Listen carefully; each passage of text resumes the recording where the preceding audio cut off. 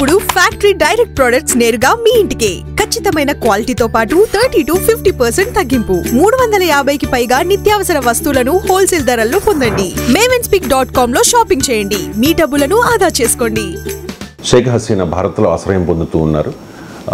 బంగ్లాదేశ్ ఒక డిమాండ్ చేస్తోంది సార్, భారత్కు అప్పగించండి షేక్ హసీనాను అని చెప్పి. సో 3 నెలలు అవుతోంది.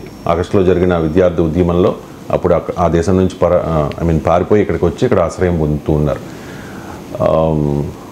సభలో పార్లమెంట్లో కూడా చెప్పారు కదా సార్, ఇక్కడ తాత్కాలికంగా మాత్రమే ఉంటారు హసీనా అని చెప్పి.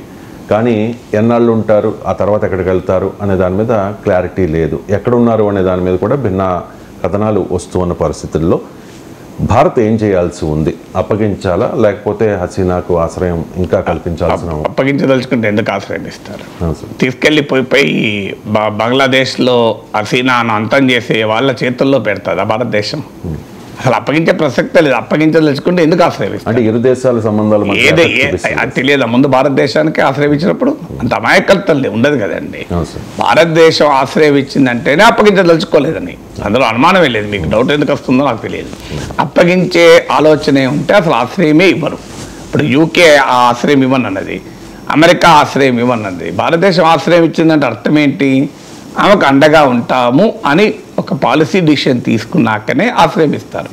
ఆశ్రయం ఇచ్చే ముందు డిప్లొమసీ ఆలోచించకుండా, ఇరు దేశాల సంబంధాలపై దాని ప్రభావాన్ని అంచనా వేయకుండా, రాజకీయ అంతర్జాతీయ పరిణామాల్ని గుర్తించకుండా ఒక సావరెన్ కంట్రీ అయిన భారతదేశం ఆశ్రయం ఇవ్వదు. అందువల్ల ఇప్పుడు అసలు ఆ ప్రశ్నే ఉత్పన్నం కాదు. ఆశ్రయం ఇస్తుందా అప్పగిస్తుందా అంటే అప్పగించే ఆలోచన ఏమిటంటే ఆశ్రయమే ఇవ్వదు. First point.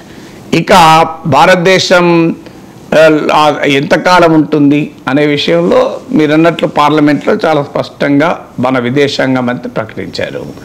విదేశాంగ మంత్రి ప్రకటించింది ఏంటి? ఆమె ఇప్పుడు చాలా షాక్లో ఉన్నారు. ఆమె నిర్ణయించుకున్న తర్వాత దాని ప్రకారం నెక్స్ట్ ప్రాసెస్ ఉంటుంది అని. ఎందుకంటే ఆమెకేమి పొలిటికల్ అసైలం మనం ఇవ్వలేదు. అంటే పొలిటికల్ అసైలం తెలుసు, ఎందుకంటే భారత్ బంగ్లాదేశ్ సంబంధాల్లో ఉన్న సున్నితత్వాన్ని గుర్తించే భారతదేశం ఇమ్మీడియట్గా అసైలం, రాజకీయ అసైలం ఇవ్వకుండా మనం ఫెసిలిటేట్ చేశారు. సో అందువల్ల ఆమె యుఎస్ఏనన్నా యూకే అయినా ఇంకెక్కడికైనా వేరే కంట్రీ అయినా న్యూట్రల్ కంట్రీ, ప్రపంచంలో చాలా దేశాలు ఉన్నాయి ఆశ్రయాలు ఇచ్చే దేశాలు. ఈవెన్ అమెరికా, కెనడా, బ్రిటన్ లాంటి దేశాలు దేశ వ్యతిరేక తీవ్రవాదులకు కూడా ఆశ్రయం ఇస్తూ ఉంటుంది. అలాంటిది ఒక పొలిటికల్ పర్సనాలిటీకి ఆశ్రయం ఇవ్వటానికి చాలా దేశాలు ఉండొచ్చు, లేదా కొన్ని అరబ్ కంట్రీస్కైనా వెళ్ళవచ్చు. ఇలా రకరకాల ఊహాగానాలు, అంచనాలు వచ్చాయి. కానీ పరిణామాల వివిధ కారణాల రీత్యా ఆయా దేశాలు ఆశ్రయం ఇవ్వటానికి ముందుకు రాలే. ఎందుకంటే అమెరికాలో వాస్తవంగా ఆమె కొడుకుంటాడు, యూకేలో షేక్ రెహానా హసీనాతో పాటు ఢాకా నుంచి వచ్చారు. ఆమె యూకేలో ఆమె కూతురు Britain labour party member, parliament member, అంటే అధికారికంగా అధికార పార్టీకి చెందిన పార్లమెంట్ మెంబర్ ఆమె. సో అందువల్ల అక్కడికి వెళ్తారని కూడా ఊహించారు. ఎందుకంటే ఆమె బ్రిటిష్ సిటిజన్ కూడా చెల్లెలు. సో ఆమె బంగ్లాదేశ్లో హసీనాతో ఉన్నప్పటికీ కూడా she is a British citizen. So అందువల్ల ఆమె ఇప్పుడు ఈ హసీనాతో ఉన్నారో లేదో తెలియదు. వాస్తవంగా ఇంకో కూతురు ఢిల్లీలోనే ఉంటారు, World Health Organization regional director ఆమె. సో ఆమె ఉద్యోగరీత్యా ఢిల్లీలో ఉన్నారు. సో ఇలా రకరకాల ఆప్షన్స్ ఇంటర్నేషనల్గా ఏదన్నా ఒక దేశం ఆమెకు ఆశ్రయం ఇవ్వటానికి ముందుకు వస్తే అప్పుడు బహుశా భారతదేశం ఆ దేశానికి వెళ్ళటానికి ఫెసిలిటేట్ చేస్తుంది తప్ప బంగ్లాదేశ్ ప్రభుత్వానికి అప్పచెప్పే పని చేయదు. ఎందుకంటే బంగ్లాదేశ్కి అప్పచెప్పిన మరుక్షణం ఆమెను జైల్లో వేస్తారు, అత్యంత క్రూరంగా హింసిస్తారు. ఎందుకంటే ఆమె బాధితులు కూడా ఉన్నారు. ఆమె అధికారంలో ఉన్న సమయంలో అనేక మంది ప్రతిపక్ష నేతల్ని, ఆమెను ప్రశ్నించే వారిని అలాగే ఆమె ట్రీట్ చేశారు కూడా. అందులో బంగ్లాదేశ్లో ఇప్పుడు అధికారంలో ఉన్న ప్రభుత్వము పాకిస్తాన్ అనుకూల శక్తులు కూడా ఆ ప్రభుత్వంలో పరోక్షంగా ఉన్నాయి, ప్రత్యక్షంగా కూడా ఉన్నాయి. భారత వ్యతిరేక శక్తులు ఉన్నాయి. ఇప్పుడు ఆల్రెడీ సెక్యులర్ బంగ్లాదేశ్ రాజ్యాంగం నుంచి సెక్యులర్ అన్న పదాన్ని తొలగించాలి అని ఆ దేశ అటార్నీ జనరల్ డిమాండ్ చేశారు. అందువల్ల క్లియర్గా Sheikh Hasina path of politics, Sheikh Hasina secular politician, పాకిస్తాన్కు వ్యతిరేకంగా నిలబడ్డ పొలిటీషియన్, ఆ మాటకొస్తే అమెరికాకు కూడా వ్యతిరేకంగా నిలబడ్డ పొలిటీషియన్, భారతదేశానికి అనుకూలంగా నిలబడ్డ పొలిటీషియన్. సో అందువల్ల ఇప్పుడు బంగ్లాదేశ్లో అధికారంలో ఉన్నది పాకిస్తాన్ అనుకూల శక్తులు ఉన్నాయి, మతోన్మాద శక్తులు ఉన్నాయి, భారత వ్యతిరేక శక్తులు ఈ బంగ్లాదేశ్లో ఉన్న తాత్కాలిక ప్రభుత్వాలు ఉన్నాయి. అందువల్ల ఇప్పుడు పులి బోన్లోకి తోసేయడమే ఆమె అప్పచెప్పడం అంటే. అందువల్ల అది ఎట్టి పరిస్థితుల్లో భారతదేశం చేస్తుందని అనుకోను. బంగ్లాదేశ్కున్న శక్తియుక్తుల రీత్యా కూడా భారత్ పైన ఆ స్థాయిలో ఒత్తిడి తెచ్చే అవకాశం కూడా లేదు. ఏదైనా చిన్న దేశం అయితే ఒత్తిడి తేగలుగుతుంది తప్ప భారతదేశం ఒత్తిడి చేయదు. అయితే రెండు దేశాల మధ్య సంబంధాలకు ఇది ఒక ఇరిటెంట్గా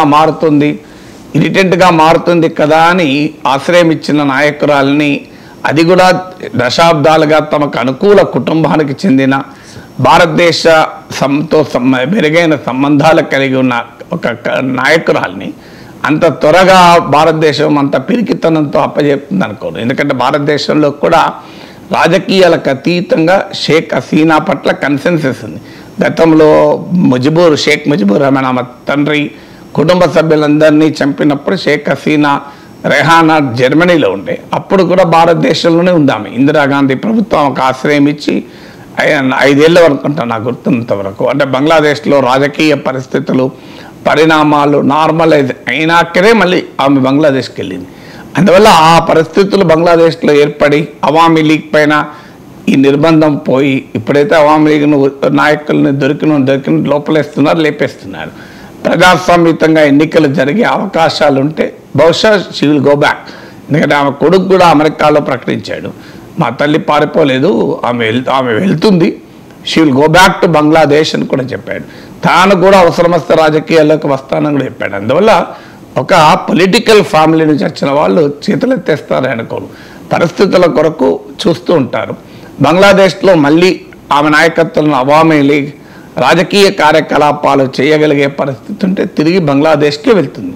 సో అందువల్ల ఇప్పుడున్న సిచ్యువేషన్లో వెళ్ళే అవకాశం అయితే లేదు.